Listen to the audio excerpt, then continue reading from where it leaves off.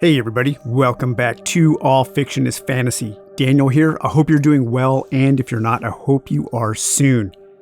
Okay, today we are returning to the series focusing on the fiction that inspired the Arkham horror board games. And today we are going to focus on Hastur, aka the King in Yellow, the Unspeakable One, the Dweller in the Depths. What I find most interesting about Hastur is how he/it represents a bridge spanning the gap between the mythos authors that came before H.P. Lovecraft and those who were involved with the original Lovecraft circle.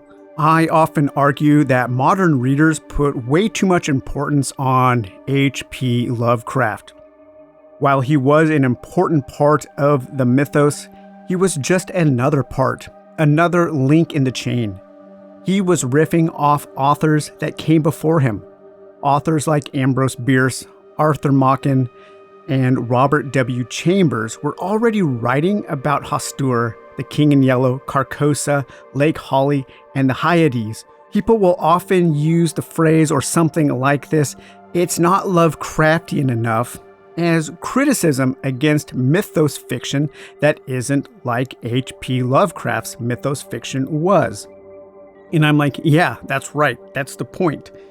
H.P. Lovecraft's direct contribution to the mythos only accounts for about 12 stories.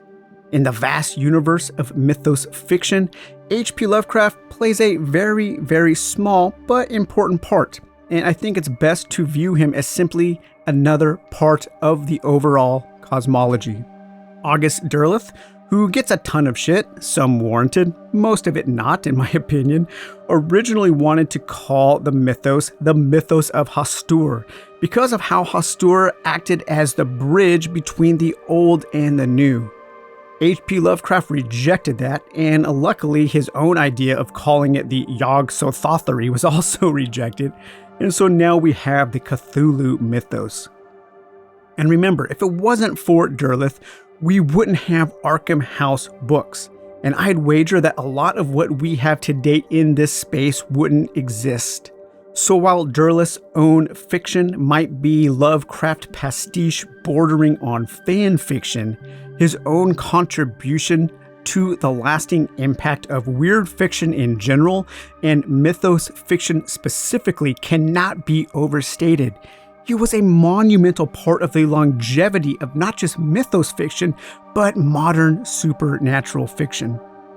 Robert M. Price writes about that in his wonderful introduction to the Hastur cycle, and he also presents a solid argument for my position as stated above. And I want to read a little bit of his introduction here because I think it's really, really good. This is a fantastic Chaosium book. The Hastur cycle, I think this is my favorite book from Chaosium. But here it is, the part of the introduction written by Robert M. Price. But the discarded term mythology of Hastur points with an implicit logic in another direction altogether. Lovecraft shot it down because Hastur had so little to do with the myth pattern as it was developing in his own stories and those of Clark Ashton Smith, Robert E. Howard, and Robert Bloch, and others. Yet this is precisely the merit of the term, for I will contend, as Derleth seemed to see for one fading moment, that Lovecraft's stories make more sense seen not in the context of his own evolving mythos, but as links in a larger chain forged by other writers, pre- and post-Lovecraftian. The issue here is whether we make Lovecraft and his mythos central, or whether we place HPL in orbit about some other central sun. The present collection is an experiment which takes the later option as its working hypothesis. We are seeing Lovecraft's The Whisper in Darkness as one link in a chain, beginning with Bierce and Arthur Machen and continuing on through Derleth, James Blish, Lynn Carter, Carl Edward Wagner, and other contemporary writers. Let me put it this way. We have learned from Lovecraft and Derleth to view the tales of Cthulhu and Yog-Sothoth as parts of a cycle of myth. Lovecraft always explained to correspondents that he did not achieve perfect consistency in his various stories. Say, in what each said about Cthulhu or the Necronomicon, for the very good reason that he wanted his shuddery allusions to these eldritch items to reflect the inconsistencies, duplications, and redundancies of actual ancient myth cycles, where, e.g., we find 2 or 3 original tales for the same goddess or shrine. The Hastur cycle, like others in the new series of Chaosium anthologies which it inaugurates, may be seen as a literary genealogy, a family tree in which Lovecraft's The Whisper of Darkness is a single branch, with other branches stemming from it and going in their own directions. The family tree begins with Ambrose Bierce, who is represented by 2 brief tales, Haita the Shepherd and An Inhabitant of Carcosa. Robert W. Chambers culled certain evocative names from those 2 stories and used them in his own tales in his collection, The King in Yellow. So what is Hastur? That's hard to nail down. He/it has been a place, an entity, an avatar of The King in Yellow, which is a cursed play that drives people mad, and has been associated with other mythos things like Lake Holly, the eldritch city of Carcosa, and even the cosmos with the Hyades. It was Derleth who pulled Hastur into the direct mythos family tree by placing him as Cthulhu's half-brother, offspring of Yog-Sothoth, and progenitor of Ithaquah. Hastur's overall presence in the mythos is nebulous at best, and it often seems more like a concept than a concrete thing. And that's why Hastur is so interesting to me. The 2 stories I read for this episode were August Derleth's The Return of Hastur, and I read that in this volume here in August Derleth's The Mask of Cthulhu, and James Blish's More Light, and I read that in the Hastur cycle, which also includes the Derleth story. I failed to recognize that. Both are great reads, and I think the Hastur cycle is the best of the Chaosium mythos books that I've read. It is simply overflowing with great fiction. Just look at this table of contents here. We have Haita the Shepherd by Ambrose Bierce, An Inhabitant of Carcosa by Bierce, The Repairer of Reputations by Robert W. Chambers, and The Yellow Sign by Chambers, 2 of the greatest weird fiction tales of all time. The River of Nights Dreaming by Carl Edward Wagner, More Light by James Blish, The Novel of the Black Seal by Arthur Machen, Whisperer in Darkness H.P. Lovecraft, Documents in the Case of Elizabeth Akeley by Richard A. Lupoff, The Mine on Yoggoth by Ramsey Campbell, Planetfall on Yoggoth by James Wade, The Ritual of Hastur, The Return of Hastur by August Derleth, The Feaster from Afar by Joseph Payne Brennan, and Tatters of the King, which is 3 small snippets written by Lynn Carter. Just a absolutely fantastic collection. So, The Return of Hastur, written by August Derleth, originally published in 1939 in Weird Tales. While The Return of Hastur is a fun read, it does come off as being more of a work of H.P. Lovecraft fan fiction. Derleth is often accused of info-dumping too much mythos stuff in his work, and this is definitely the case here. He name drops just about every single entity and accursed manuscript he could pull from his notes, and leaves very little for the reader to fill in. However, the story is brisk, it's fun and entertaining, and in that sense I really did enjoy it. It tells the story of a man named Paul Tuttle who inherits a house on the east coast of the United States from a distant relative. Folks, if you ever inherit a strange old house on the east coast of the United States from a long distant relative, don't take it, trust me. Tuttle was under strict instructions to destroy the house, but he refused, and, well, he ends up discovering a portal to another dimension deep under the house and has a close encounter with Hastur.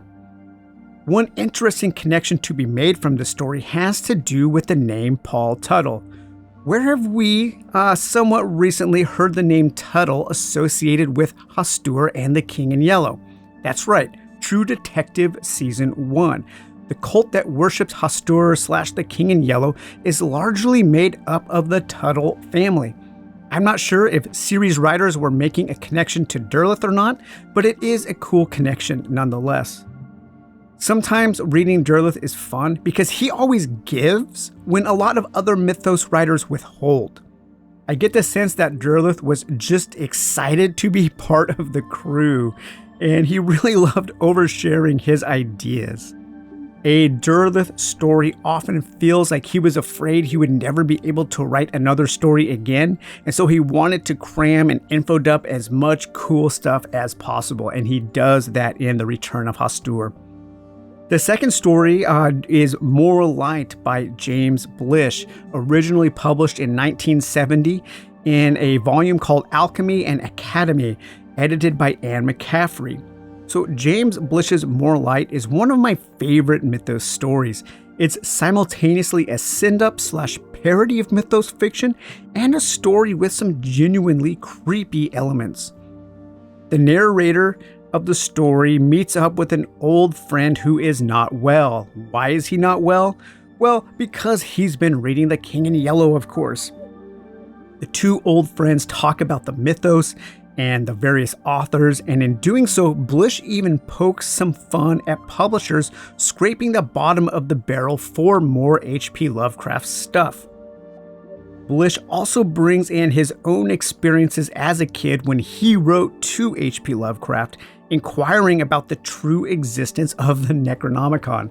And I want to read a little bit here from page 89. So he's talking about a letter that they received in H.P. Lovecraft's handwriting, talking about the King in Yellow. And the narrator goes on to say, "This too was an authentic letter. I was convinced. All right, I said. That was 30 years ago, and yet you didn't read the play then, if in fact you did get it. You say you hadn't read it until just a little while ago. Why so?" And then here's his friend talking. "I was overgrowing Lovecraft and all that crowd. Also, I was ashamed to have been taken in by the Necronomicon and didn't want to be taken in again. I was having a fight with a fat boy down the block over an even fatter redhead, and a lot of other things intervened. In short, I put off reading it for a couple weeks, and during those couple of weeks, Lovecraft died before I had even the courtesy to thank him for having sent me the play. After that, I was embarrassed for my own thoughtlessness, and I put the play away, and soon after, Jim, I managed to forget all about it. No earthquake could have buried it more thoroughly than my own sense of guilt, plus my own contempt at myself for even having been a fantasy fan at all. If you don't understand how that could have happened, then I will abort the rest of the story right here. No, I understand it well enough.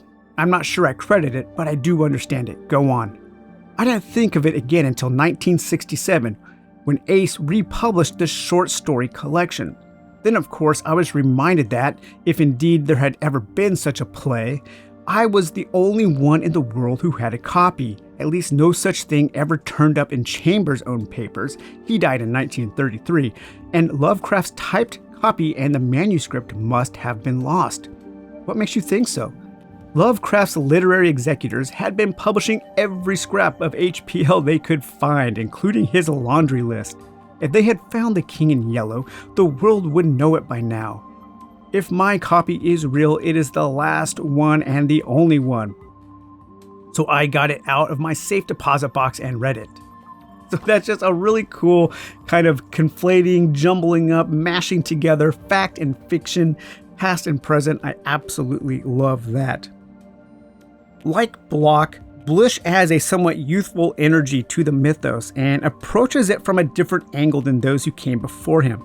But what he also does is actually present us with the first two acts of the play itself, The King in Yellow, and this takes up the majority of the story as the narrator tries to read the play, but like all who have come before, he is unable to finish it. And so we, the readers, are also unable to finish it because Blish didn't have to finish writing it.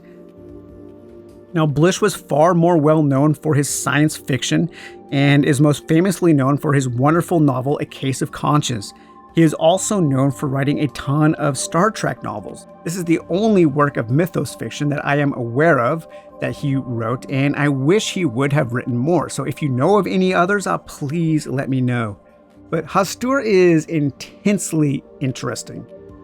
Because it's so nebulous, because it's more of an idea, a concept, sometimes a place, sometimes a thing, sometimes a representation of this King in Yellow. There are Hastur cults all over the world in this fiction, and they all seem to to have a different kind of agenda about what Hastur is, what Hastur means to them. I find the whole Hastur cycle to be just one of the most fascinating aspects of the mythos cycle, of the mythos cosmology. I love how it acts as the bridge spanning the gap between the old and the new. And even today, we continue on with books like The Season in Carcosa. Here we have also the original, the Yellow Sign and Other Stories by Robert W. Chambers. And it just keeps going on and on. It even infiltrated a super popular culture with True Detective Season 1. And I think that kind of points to the lasting appeal of Hastur, the King in Yellow, and everything surrounding this particular entity. So, all right, you guys. Well, hope you enjoyed this episode, and we will talk to you later. Bye-bye.